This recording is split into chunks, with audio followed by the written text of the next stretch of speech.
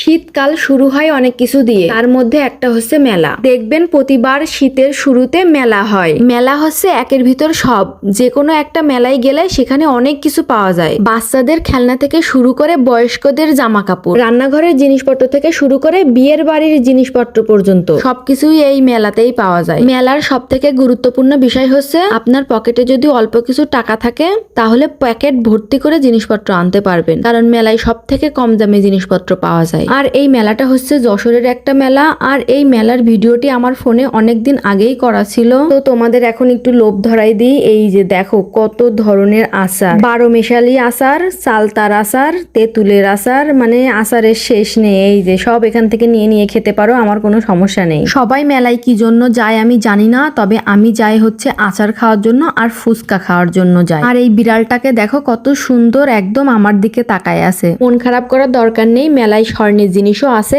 এই যে দেখো, এখন বাড়ি থেকে বেশি করে টাকা নিয়ে গেলে তবেই সবকিছু কিনতে পারবা। আল্লাহ হাফেজ।